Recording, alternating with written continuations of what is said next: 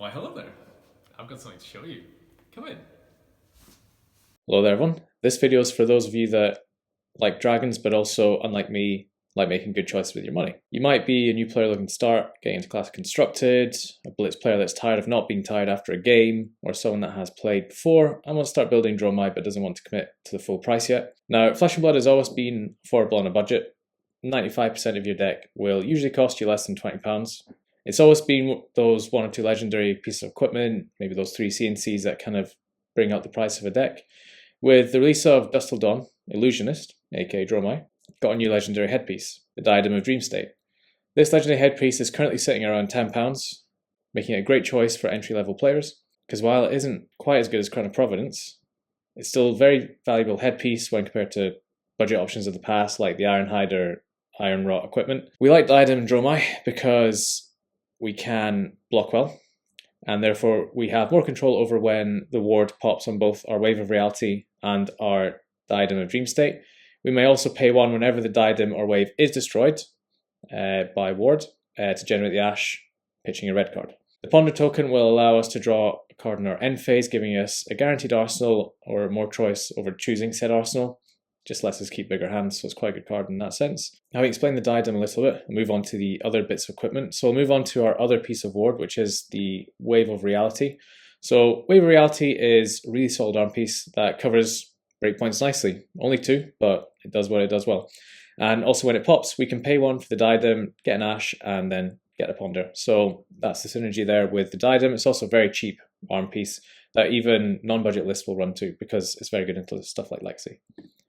We then have our Seeker's Gile. This is a replacement for Flamescale Furnace. Alas, there is no true replacement for that card, but it does help us generate Ash on demand, going first or when going second. It opts a card which does help us dig for better cards possibly, and can prevent 1 damage. The Ash generation is the primary reason to use this, especially when going second.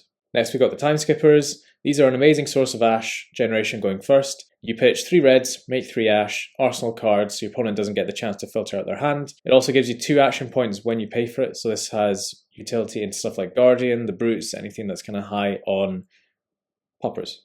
All of our equipment is designed to be Ash positive because without Flamescale Furnace making Ash on demand, we may run into consistency issues with the deck, and we don't want that to happen.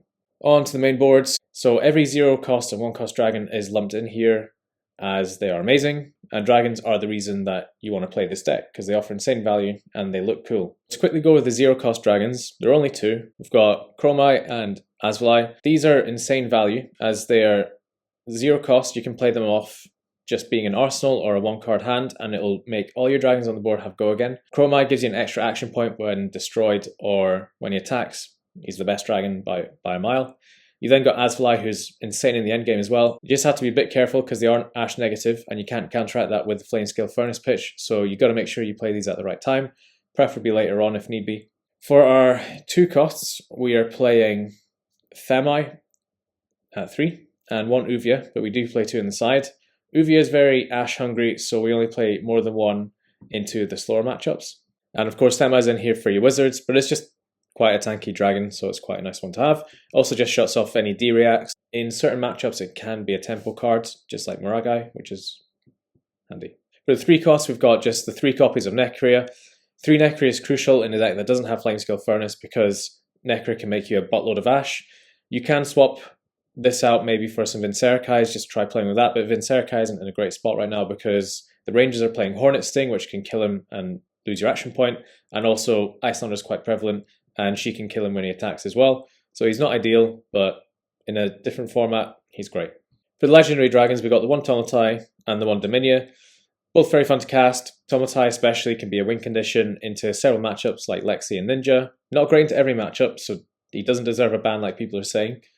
And Dromai just wouldn't be able to beat Fatigue, really, if he was banned. Got 3 Rake the Embers. If ever Dromai started being the best deck in the format and was oppressive, this is probably the card that should go. It's basically an ordinary dragon. Ash wings are broken, so why not make lots of them? In this case, we'll be wanting to make 3 as many times as possible. We'll next talk about Burn Them All. If you're new to the game, or Dromai, you may think this card seems a bit mid, but I assure you this card is broken and you will win so many games with it on the board. Our illusionist attack actions are the Billy Mirage for making Ash Wings, but also being Ash positive if we really need it. We've also got 3 red Embermaw Centipies. This is just for hitting hard and making Ash. If it gets popped, it makes an Ash, so it's not the end of the world. And we also have a Sweeping Blow down here for extra Ash. So we've got 3 of the red, 3 of the blue. This will make you 12 Ash over the course of the game if you pitch a red for it, which is going to come in very handy. For our 0 cost starters that are not dragons, we've got Ravenous Rabble and Sigil Solace. These are just in here to give all of our dragons go again as per Dromai's ability. Sigil is great to have in Arsenal as Command and Conquer bait as well. And Rabble is a great card to have in Grave if you get caught out by a Codex of Frailty, for example, because it turns on your whole board. Our defensive choices in the main board are the Sink Below, and up here we also have Fate Foreseen. These are pretty standard, help you dig through your deck faster in certain matchups. So if you're up against a ninja and you really want to blow out that mask momentum, you just dig till you get to the top of the tie. Our 1-cost dragons are Kyloria, Miragai, and Yendurai. These are the only 3 1-cost dragons we currently have. They are all very, very good value. Kyloria paired with Miragai is one of the best combos you can probably do, because Kyloria is just one of those cards that if your opponent doesn't block it, you are probably going to win that game. Miragai is just pure tempo, and Yendurai is just pure value. He's really good into decks like Lexi because they can't just kill him with 1 arrow unless they buff it at the end of a chain. Right, get onto the sideboard. So we've got 2 Flicker Trick. This is a great defensive resource into Lexi, as a lot of her arrows hit for 5. And also it's great to Katsu to cover things like Surging Strike, because you don't want to let that first thing hit. The drawback of Mirage is unfortunate, but if you play carefully, you won't get hurt by it.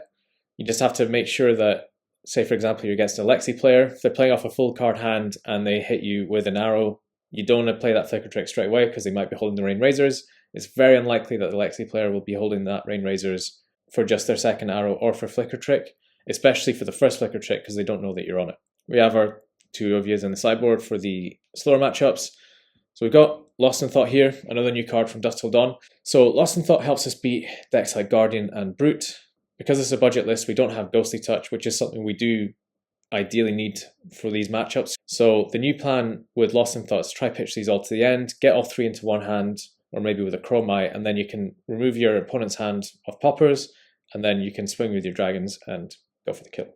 It can also be used in faster matchups to steal tempo. If you take like a Ninja's Blue card, for example, it's a bit more risky because you don't always get a reward for doing it. We have Oasis Respite in here for decks like Kano and Icelander. It's also Ash positive, which is very nice. We have just 1 copy of Remembrance, slightly more expensive card at the minute, but it's still within what I'd call budget. It just comes in against Guardian to add back threats to the deck, and also into the mirror to add back Uvias or Rakes. If you go up against an Arachne, well, no, it doesn't matter, Arachne doesn't matter, but if you go up against a Azuri, and you think she might be trying to fatigue you, you can add this in as well just to be safe, but that's generally quite a comfortable matchup for Dromai.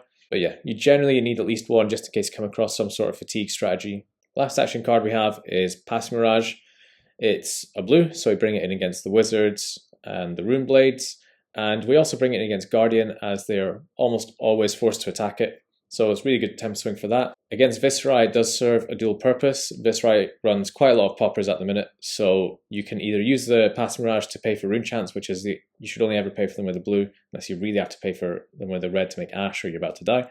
Or you can just play out the Pass Mirage and Viscerai is forced to attack it because then he gets no value of his poppers. We have Seeker's Leggings in the sideboard as well. We put this in going second against most decks that aren't Guardian, so we can filter our hand and make Ash. The Time Skippers are great going first, but it's not ideal paying your hand going second and arsenaling because you lose quite a bit of tempo there. Lastly, we have the Silent Stilettos. This is our Arcane Barrier choice over the Null Rune Gloves because we're never swapping out the Diadem or the Wave of Reality, so we don't want to kind of mess up that plan. The ward on the Wave and the Diadem is also handy into the matches where you don't want Arcane Barrier anyway, so it's not the end of the world. The advantage of Silent Stilettos over the Null Rune equipment as well is that if you lose a Dragon to Phantasm, you can pay 3 and regain your action point. This sometimes comes up against Viscerai and Icelander. That runs off the deck for now. However, I'll just quickly go through some upgrades that you should consider for the deck. And by consider, there's someone here that you should definitely get if you want to take this deck to the next level. First suggestion is Enlightened Strike. You can pick these up at less than £30 a copy, so it is maybe something you can slowly collect. It just offers quite a bit of flexibility. There's obviously Command and Conquer. It's good into the aggro heroes, and it's fantastic into Ranger as well. Playset of CNC is definitely the most expensive item in the deck, but is by no means necessary. you can win events without command and conquering your deck. Next suggestion is Ghostly Touch. Ghostly Touch is a legendary arm piece that is around £20 to £25 at the minute for the Rainbow Foil, so it is pretty affordable. This arm piece is your answer to fatigue strategies. The plan here is to get counters on Ghostly Touch, play Mage Master Boots or our Time Skippers, and then we play out Passing Mirage and then swing with the Ghostly Touch for a killing blow. I also like it into Dash as she has a fair few poppers, but also you can block T-Bone with your Ghostly Touch, and that way you get to save your equipment for more relevant on hits. This is of course assuming that you're playing with other equipment that's not in the budget list. There's also the Arcanite Skullcap. It's pretty cheap just now. This card used to be well over £100. You can buy the non-foil ones for well under 50. It's an awesome headpiece that can cover 2 breakpoints in a match, so definitely worth considering. That being said, Crown Providence is probably ever so slightly better. With its Dust Till Dawn reprint, it's cheaper than ever, so now is the time to go out and buy it. All that said, by far the best upgrade that you can make to this deck is a Flamescale Furnace. I would say it's more important than all of the aforementioned upgrades combined. It can cover 2 breakpoints, blocks for 3 in total if used properly, and can generate ash and free resources like no other card can. It's just by far the best option that this deck has. It's the one card that really glues Dromai together, so if you've seen this list or a similar list and you do want to upgrade it, go for the Flamescale Furnace first. It will increase your win percentage single-handedly more than any other card. And yeah, that concludes the Budget Diadem Dromai deck tech. There is a deck link in the description that will take you to Fabrary. I've also given a quick sideboard guide for some of the main heroes, not all of them, but you know, a few of the prevalent ones, whether you want to go first, second, kind of what the general strategy is with this deck.